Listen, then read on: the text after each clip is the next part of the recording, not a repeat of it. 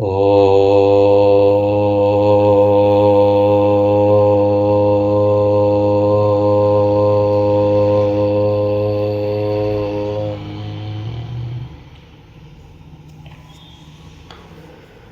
योऽन्तः प्रविश्य मम वाचमिमां प्रसुप्तां सञ्जीवयत्यखिलशक्तिधरस्वधाम्ना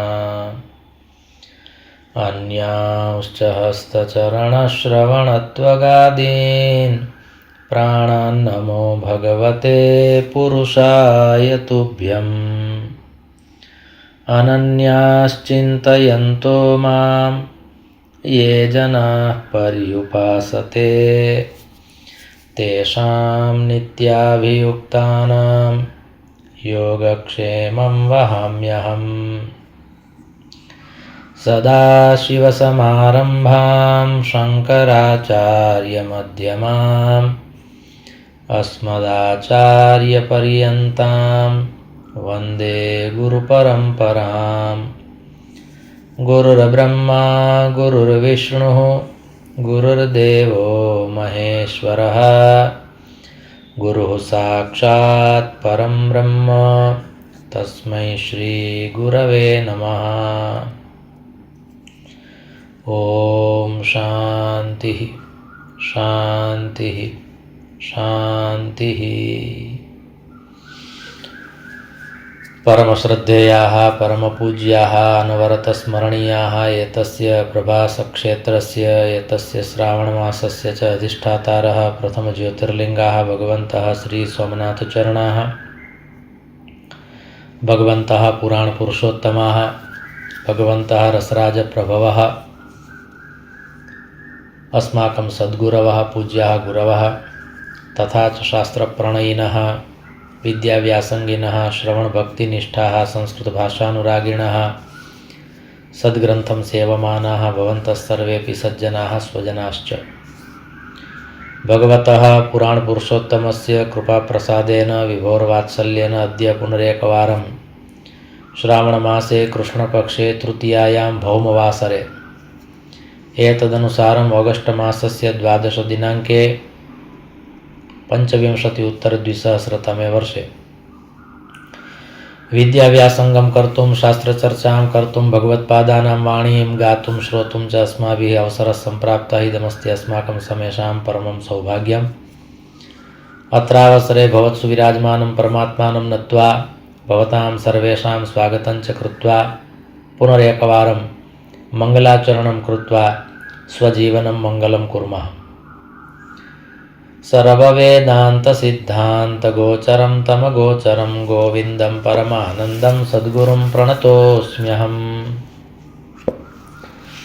भगवत्पादाः अहं पदार्थस्य निरूपणं कुर्वन्ति, भगवत्पादाः अहं पदार्थं निरूपयन्ति। अत्र अस्माभिः ज्ञातं स्थूल शरीर विषये, सूक्ष्म शरीर विषये, जागृत अवस्था विषये, स्वप्नावस्था विषये, सुषुप्त्यावस्था विषये एतेषां सर्वेषामपि तत्त्वानां साक्षिभूतः पदार्थः अस्ति, सः अहं पदार्थः वर्तते। ततः अग्रे काचिदस्माभिः यात्रा विधीयते। अतोऽभिमानं त्यज मांसपिण्डे पिण्डाभिमानिन्यपि बुद्धिकल्पिते कालत्रयाबाध्यमखण्डबोधं ज्ञात्वा स्वमात्मानमुपैहि शान्तिम्। आदौ एतस्य श्लोकस्य पदच्छेदः। अतः अभिमानं त्यज मांसपिण्डे पिण्डाभिमानिनि अपि बुद्धिकल्पिते कालत्रय अबाध्यम् अखण्डबोधं ज्ञात्वा स्वम् आत्मानम् उपैहि शान्तिम् इति पदच्छेदः। बहु महत्वपूर्णः अयं श्लोकः। वस्तुतः महापुरुषाणां वाणी महत्वपूर्णा एव भवति। परंपरायाम् अस्याम् एतस्मिन् श्लोके अहं पदार्थ निरूपण विषये किं निरूपयन्ति भगवत्पादाः तर्हि अत्र शरीराय एकः शब्दः प्रयुक्तः वर्तते मांसपिण्डम् मांसपिण्डम् यत् पिण्डे तद् ब्रह्माण्डे इति प्रसिद्धं वाक्यं वर्तते।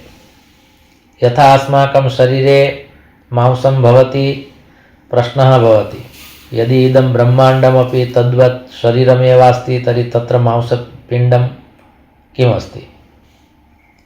किन्तु अत्र भगवत्पादानां वचनमस्ति आज्ञा अस्ति त्यज। प्रथमे चरणे क्रियापदं प्रयुक्तमस्ति त्यज। तर्हि किं त्याज्यं कस्य त्यागः त्यज इति त्यज धातोः लोट् लकारे मध्यम पुरुष एकवचनं त्यज लोटी मध्यम पुरुष एकवचनम् इति वक्तुं शक्यते। लोटी इति लोट् शब्दस्य लोटी इति मध्यम पुरुष एकवचनं तर्हि लोट् इत्यस्य सप्तमी एकवचनं भवति लोटी। तर्हि मांसपिण्डे अभिमानं त्यज बहु सरलं वाक्यं भवति। अतः आदौ प्रथमम् अव्ययं प्रयुक्तं वर्तते अतः एतस्मात् कारणात्। पूर्वं मया अहं पदार्थ निरूपण विषये यदुक्तम् अस्ति तस्मात् कारणात् मांसपिण्डे अभिमानं त्यज। मांसपिण्डे इति सप्तमी एकवचनम् अभिमानं त्यज। अभिमान शब्दः पुल्लिंगे अस्ति तस्य द्वितीय एकवचनम् अस्ति। मांसपिण्डे अभिमानं त्यज। मूलं वाक्यं भवति त्वं मांसपिण्डे अभिमानं त्यज। एवं प्रकारेण वाक्यं भवति। एवं च अग्रे कथयन्ति त्वया मांसपिण्डात् अहंकारः त्याज्यः अस्ति तर्हि अत्रापि पुनः स्थूल सूक्ष्म शरीरयोः उल्लेखः अभिमान शब्देन कृतः वर्तते। अभिमानं कस्य भवति स्थूल शरीरमस्ति इति कृत्वा अभिमानः वा सूक्ष्म शरीरस्य अभिमानः अहंकारः। अतः स्थूल शरीरस्य सूक्ष्म शरीरस्य च यत् तादात्म्यमस्ति तेन कारणेन यः अभिमानः अहंकारः त्वयि वर्तते तत् त्यज। तस्य त्यागं कुरु। शास्त्रेषु बहुधा निगदितं वर्तते पुनरेकवारं निगद्यते। परमात्मा सर्वं स्वीकरोति अभिमानं न स्वीकरोति। परमात्मने सर्वं रोचते अहंकारः न रोचते। अतः शास्त्राणां यावदस्माभिः आलोडनं कृतमस्ति विद्याव्यासङ्गः कृतः वर्तते। शास्त्राणि श्रुतानि सन्ति पठितानि सन्ति ज्ञातानि सन्ति। परमात्मा एकवारं सर्वं स्वीकरोति किन्तु यत्र यत्र अहंकारः आगतः यदि ताः गोप्याः सन्ति चेदपि भगवान् एकवारं त्यक्त्वा अन्तर्ध्यानः भवति। पश्चात् ताः गोप्यः पुनः गायन्ति। गोपीगीतेन हृद्गत भावान् निरूपयन्ति प्रतिपादयन्ति। पश्चात् पुनः परमात्मनः आविर्भावः भवति। परमात्मा सर्वं स्वीकरोति। अभिमानः न रोचते। जयति तेऽधिकं जन्मना व्रज श्रयत इंदिरा शश्वदत्र हि दयितदृश्यतां दिक्षु तावका स्वैधृतासव स्वां विचिन्वते। गोपीगीतस्य पाठः कर्तव्यः एकवारं, येन महापुरुषाः कथयन्ति, भागवतमपि कथयति, टीकाकाराः भाष्यकाराः कथयन्ति। यदि अहङ्कारस्य नाशः कर्तव्यः अस्ति, गोपीगीतस्य पाठः कर्तव्यः। अस्माभिः विचार्यते मयि तु अहङ्कारः नास्ति, अभिमानः नास्ति, तर्हि एतादृशः भावः अपि अहङ्कारः अस्ति। वयं जानीमः अस्मासु अहङ्कारः अस्ति वा नास्ति, अस्ति चेत् कियान् अस्ति इति। नास्ति इति तु वक्तुम् आवश्यकता नास्ति, इदानीमपि वयं संसारे एव तिष्ठामः, अतः अहङ्कारः तु भवति, किन्तु न्यूनः भवेत्, तादृशः आदौ प्रयत्नः कर्तव्यः। निर्मूलः तु न भवति। मनुष्यस्य पश्चात् तस्यैव अहङ्कारस्य पुनः स गणनां कारयति स्वाभिमानरूपेण, तद् भिन्नं वर्तते। एवं च अहङ्कारः अभिमानः भिन्नः, एवं गणयति, किन्तु वस्तुतः स्वाभिमाने एव अहङ्कारः निगूहितः भवति। अस्माकं सर्वेषाम् अनुभवः वर्तते। अतः यदि अहङ्कारस्य त्यागः कर्तव्यः अस्ति, अहङ्कारः त्याज्यः अस्ति, अहङ्कारः स्वजीवनोत्कर्षाय न उचितः, एतादृशं यदि वयं विचारयामः चेत् एकवारं गोपीगीतस्य, एवं च यदि महापुरुषास्तु तथापि कथयन्ति यत् श्रीमद्भागवत महापुराणे 11 स्कन्धे 23 भिक्षुगीतं, तस्य पाठेनापि अहङ्कारः नष्टः भवति। जडभरतचरित्रस्य पाठेनापि अहङ्कारः नष्टः भवति। तर्हि अपकर्षः भवति अहङ्कारेण जीवनस्य, उत्कर्षः नास्ति, अपकर्षः अस्ति। अतः एव अस्माभिः उक्तम्, अत्रापि भगवत्पादाः कथयन्ति, विविधानि शास्त्राणि च कथयन्ति यत् परमात्मा एकवारं सर्वं स्वीकरोति। नान्यथा गोकुले गोपीनां तु कीदृशी स्थितिः अस्ति भगवान् जानाति। कदापि अहङ्कारः न कृतः, किन्तु ताभिः गोपीभिः एकवारम् अहङ्कारः कृतः, तथापि भगवान् ततः निर्गतः। नान्यथा अस्माभिस्तु तथा विचार्यते यत् सदा सर्वदा मया सह अयं जनः सारल्येन निवसति, एकवारं कदाचिदनेन अहङ्कारः स्वीकृतः, ग्राह्यः, तत्र आपत्तिः न प्रतिपादनीया। भगवान् कथयति न, भवतु ताः मम गोप्यः सन्ति, मद्भक्ताः सन्ति, किन्तु एकवारं यदि ते अहङ्कारं विधास्यन्ति चेदपि अहं तान् न स्वीकरिष्यामि वा ताः न स्वीकरिष्यामि, तान् भक्तान्, ताः गोप्यः इति। तर्हि अत्रापि भगवत्पादैः आज्ञा प्रदत्ता वर्तते यत् मांसपिण्डे अभिमानं त्यज। तत्र मांसपिण्डं नाम स्थूलशरीरं सूक्ष्मशरीरं च। अनेन शरीरेण सह अस्माकं यत् तादात्म्यं वर्तते, अनेन शरीरेण सह अस्माकं यः सम्बन्धः अस्ति, तत्र अभिमानः त्याज्यः। स्थूलशरीरस्य विचारः क्रियते वा सूक्ष्मशरीरस्य विचारः क्रियते, शारीरिकविचारः यदा भवति तस्मिन् समये बुद्धिः आगच्छति। अमरकोशे बुद्ध्यै बहवः शब्दाः प्रयुक्ताः सन्ति, किन्तु लौकिकजगतः यदा यदा विचारः भवति, शारीरिकजगतः यदा यदा विचारः भवति, तदा तदा तत्र बुद्धिः एव आगच्छति। कारणं विचारात्मकं कार्यं बुद्ध्याः वर्तते। तर्हि व्यवसायात्मिका बुद्धिः, व्यवहारात्मिका बुद्धिः, जागतिकी बुद्धिः अर्थात जगत संबद्धा बुद्धिः, या बुद्धिः जगतः विचारं करोति। तर्हि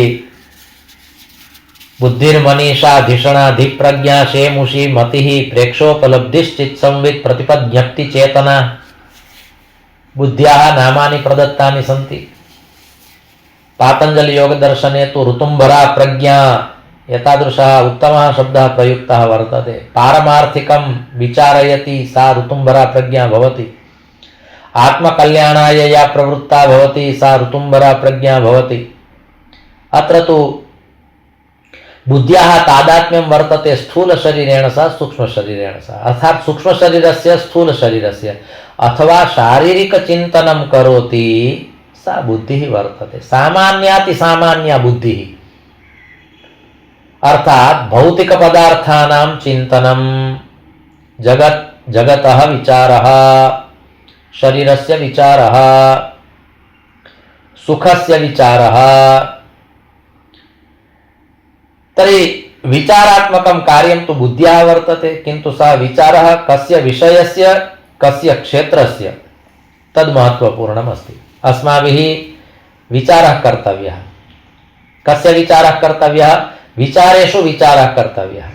अस्माकं दिवसे प्रातः उत्थाय रात्रौ पुनः शयनं भवति, तत्पूर्वं कियन्तः विचाराः आगच्छन्ति, कीदृशाः विचाराः आगच्छन्ति, कस्य कस्य क्षेत्रस्य विचाराः आगच्छन्ति, किं किं विचारयामः।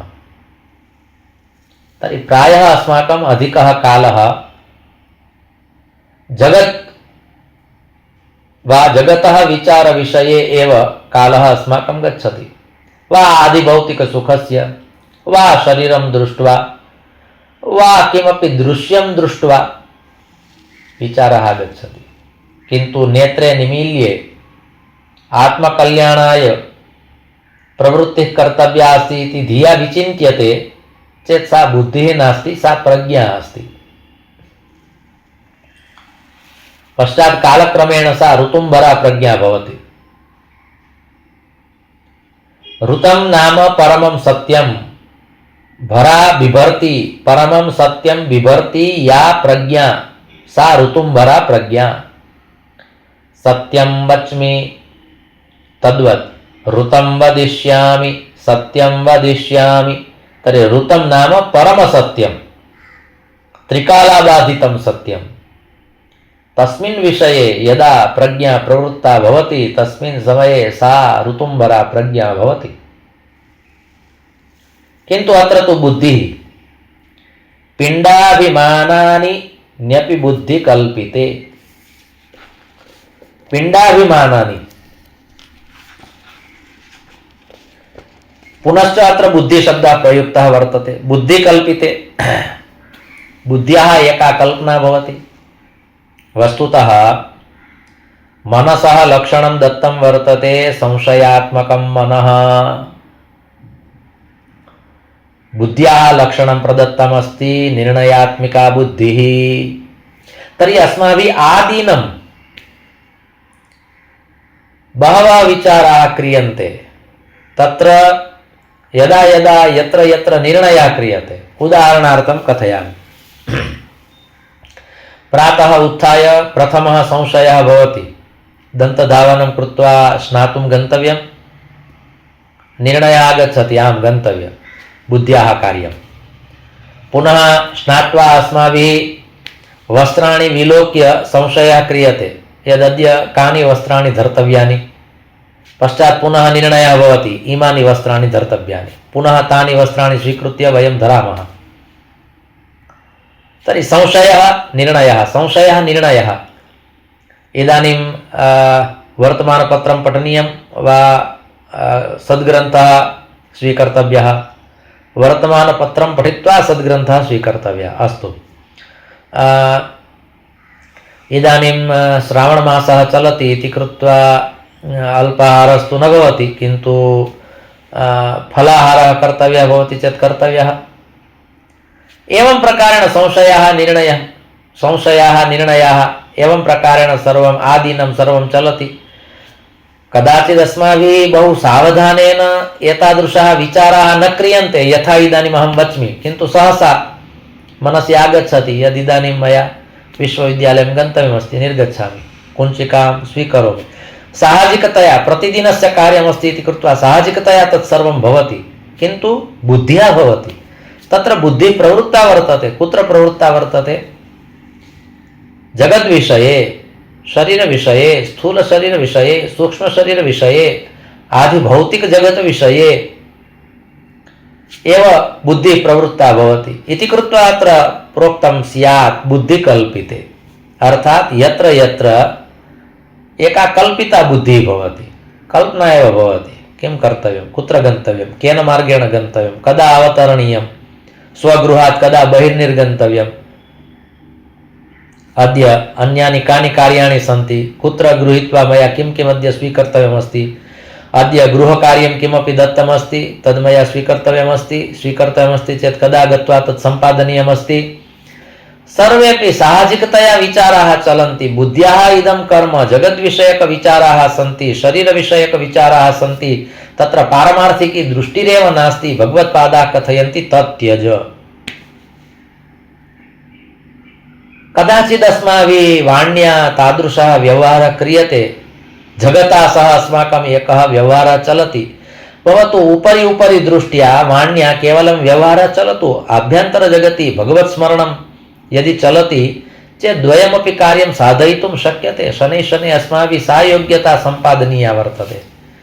यद् जगता सह यः व्यवहारः कर्तव्यः अस्ति सः एवमेव औपचारिकतया भविष्यति। कश्चित् मिलति, ओ महाशय महानुभाव, कथं चलति सर्वं, कीदृशं सर्वम् अनुकूलं, बहुदिनानन्तरम् अवलोकनं, कुत्र सन्ति भवन्तः, स्वास्थ्यं समीचीनम्, एतत् सर्वम् अस्माभिः पृष्टं, किन्तु आभ्यन्तरजगति अस्माकं चिन्तनं चलति, अध्यात्मपरायणता चलति, कश्चित् जपः जप्यते चेद् अपि इदं कार्यं साधयितुं शक्यते। व्यवहारः अस्ति, अतः उपरि उपरि एव भवति, सम्बन्धः भवति चेत् आभ्यन्तरजगति भवति। व्यवहारसम्बन्धयोः अयमेव भेदः वर्तते। उपरि उपरि तिष्ठति इति व्यवहारः, आभ्यन्तरजगति तिष्ठति इति सम्बन्धः। व्यवहारे परिवर्तनं भवितुम् अर्हति, सम्बन्धे परिवर्तनं शक्यं नास्ति। तर्हि किन्तु सम्बन्धः कदाचित् आत्मीयसम्बन्धः भवति, भगवता सह सम्बन्धः भवति, शास्त्रैः सह अस्माकं सम्बन्धः भवति, गुरुशिष्यपरम्परया सह अस्माकं सम्बन्धः भवति, आत्मकल्याणाय मम सम्बन्धः मया सह। तर्हि एतादृशस्तु अस्माभिः विचारः न कृतः स्यात्, तर्हि किम्?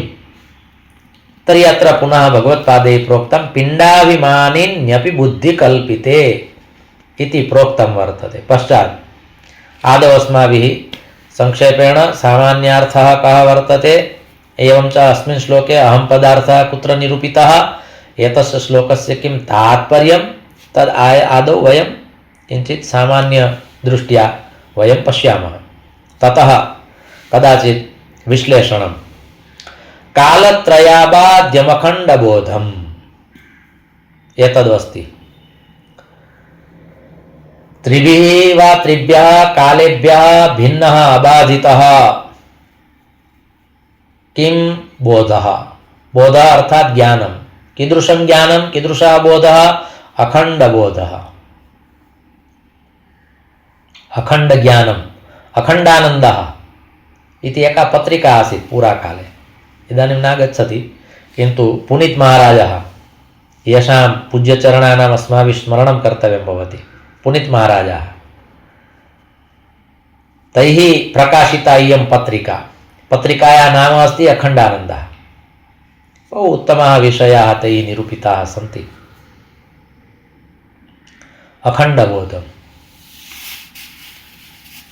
अखण्डतैलधारया अखण्डबोधम्, अखण्डबोधः, अखण्डज्ञानम्, अखण्डानन्दः।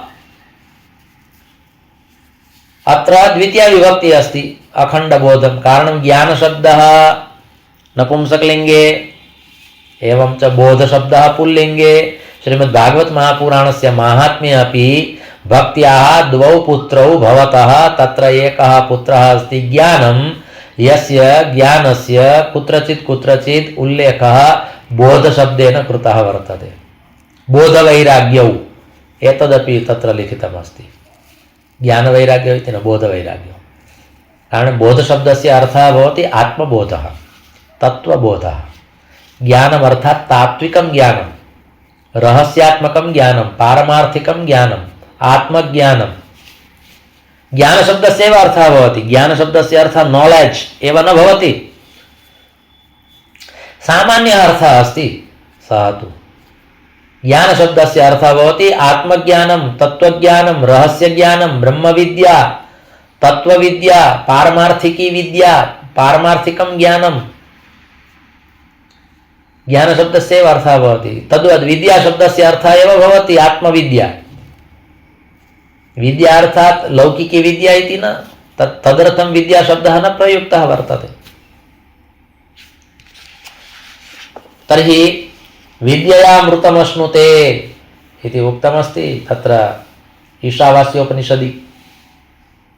तर्हि अत्र अस्माभिरपि अत्र अखण्डबोधम्, अखण्डज्ञानम्, अखण्डज्ञानं नाम अहं ब्रह्मास्मि वा तत्त्वमसि कस्यचिदेकस्य वाक्यस्य, पारमार्थिकवाक्यस्य, शास्त्रोक्तवाक्यस्य अखण्डस्मरणं। यथा कश्चित् जनः कार्यपरायणः भवति, निजकार्यं साधयति, दैनिकव्यवहारं करोति, तथापि अजपाजपरूपेण एका प्रक्रिया सा अपि भवति। परिशीलनं चलति, व्यवहारः चलति, वार्तालापः भवति, किन्तु पश्चात् यदि सहजतया आभ्यन्तरजगति दृष्टिः भवति चेत् ज्ञानं भवति। मम मनसि तु कस्यचित् मन्त्रस्य जपः चलति। कदा गच्छति इयं स्थितिः, कदा गच्छति इयम् अवस्था? बहूनां जन्मनामन्ते आगच्छति।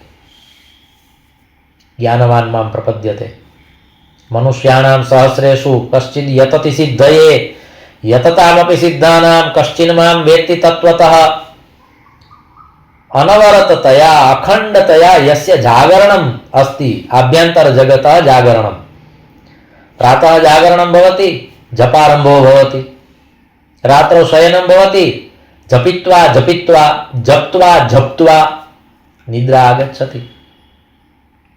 शास्त्रं श्रुत्वा श्रुत्वा निद्रा आगच्छति। प्रवचनं श्रुत्वा श्रुत्वा, ग्रन्थं पठित्वा पठित्वा, जप्त्वा जप्त्वा जजाप परमं जाप्यं तत्र वर्तते श्रीमद्भागवत महापुराणे। तर्हि कस्यचित् एकस्य मन्त्रस्य जपः अनवरततया अभ्यन्तरजगति चलति, ज्ञानमपि नास्ति, अस्माकं स्थितिः सावधानपूर्णा नास्ति, तथापि आभ्यन्तरजगति चलति। तदर्थं शास्त्रेषु शब्दः प्रयुक्तः वर्तते अजपाजप, अजपाजपः। सहसा एव जपारम्भः, सहसा एव कदाचित् तत्र विरामः भवतु। सः गायत्रीमन्त्रः अस्ति वा, पञ्चाक्षरमन्त्रः अस्ति वा, द्वादशाक्षरमन्त्रः वा, अष्टाक्षरमन्त्रः वा, गुरुभिः यः मन्त्रः प्रदत्तः वर्तते तस्य मन्त्रस्य सहसा एव प्रारम्भः भवति। अस्माभिः पश्चात् यदि तत्र ध्यानं गच्छति चेत् ज्ञानं भवति, ध्यानं तत्र गच्छति चेत् ज्ञानं भवति वा, आभ्यन्तरजगति तु जपाः चलन्ति। तर्हि उत्तमा इयं स्थितिः वर्तते। किन्तु अत्र किमर्थं तस्याः स्थितेः स्मरणं? तर्हि अत्र उक्तं कालत्रयाबाध्यमखण्डबोधम्। त्रिभ्यः कालेभ्यः अबाधितम् अखण्डबोधम्, अर्थात् अस्माकं ज्ञानं यदस्ति तद् ज्ञानं तादृशं वर्तते यस्य ज्ञानस्य उपरि कालस्य प्रभावः नास्ति। अखण्डज्ञानं भवतु, अखण्डज्ञानं भवतु। अखण्डज्ञानं नाम यथा कुमारसम्भवे भगवती पार्वती भगवतः शङ्करात् यदा पठति वा अपठत् तस्मिन् समये प्रपेदिरे प्राक्तनजन्म विद्या पूर्वं दत्ता तु या विद्या। पूर्वजन्मनि अस्माभिः याः याः विद्याः सम्पादिताः ताः ताः सर्वाः विद्याः इदानीमपि उपस्थिताः सन्ति। तासां विद्यानाम् इदानीमपि बोधः अस्ति। तर्हि एतस्य अर्थः भवति यद् विद्यायां ज्ञाने कालस्य प्रभावः न पतितः। यथा गजेन्द्रमोक्षे गजेन्द्रः कथयति पूर्वजन्मनि तेन जपः कृतः आसीत् इति कृत्वा गजेन्द्रयोन्याम् अपि सः स्मृतवान् यद् भवतु अनेन ग्राहेण सह मम संघर्षः चलति, किन्तु इदानीं तु मया ईश्वरः स्मर्तव्यः भविष्यति, स एव माम् उद्धरिष्यति। नान्यथा मनुष्ययोन्यामपि भगवत्स्मरणस्य विचारः नागच्छति, सः गजेन्द्रः गजयोन्यां विचारं करोति। किमर्थम्? पूर्वजन्मनः संस्काराः, तेन कारणेन इदं भवति, नान्यथा न भवति।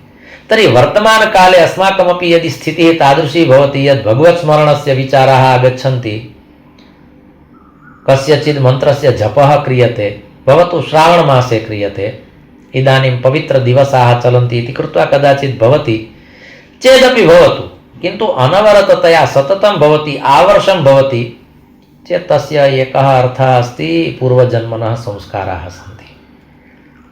कदाचित् अस्माभिः विचार्यते पूर्वजन्मनः संस्काराः सन्ति वा न सन्ति इति तु अहं न जाने, कारणं पूर्वं तु मम जीवने एतादृशी स्थितिः नासीत्, सहसा आगता।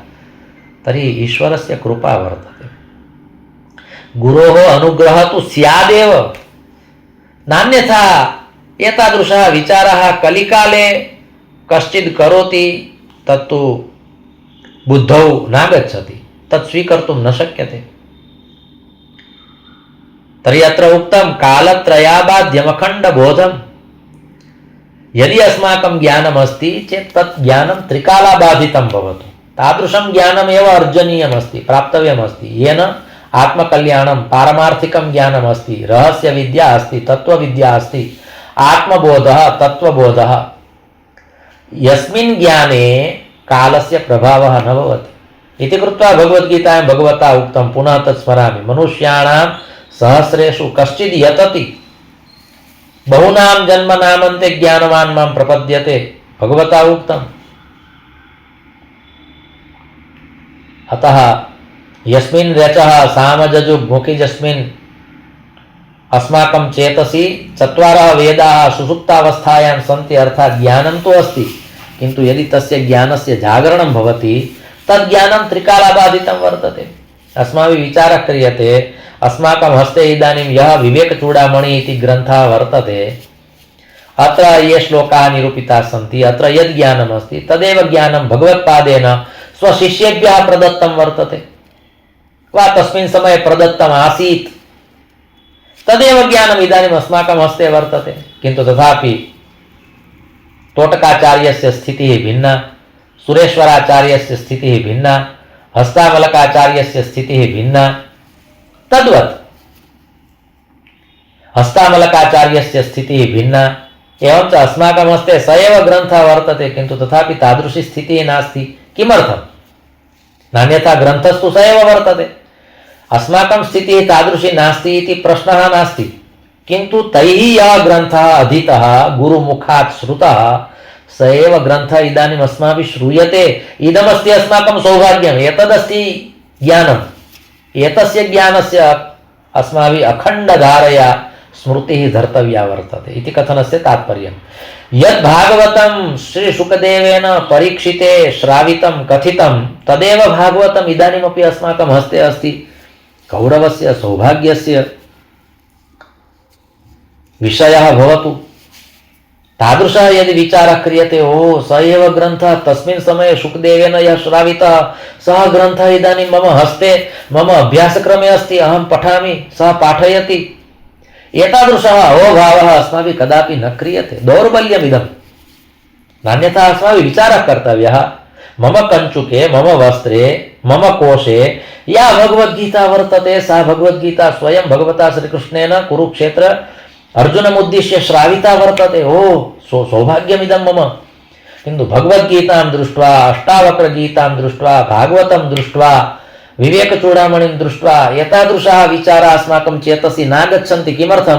पूर्वजन्मः तादृशाः संस्काराः न सन्ति। अतः कदा आगमिष्यन्ति? कश्चित् महापुरुषः कृपां वर्षिष्यति, सहसा एव विचाराः पुनः आगमिष्यन्ति।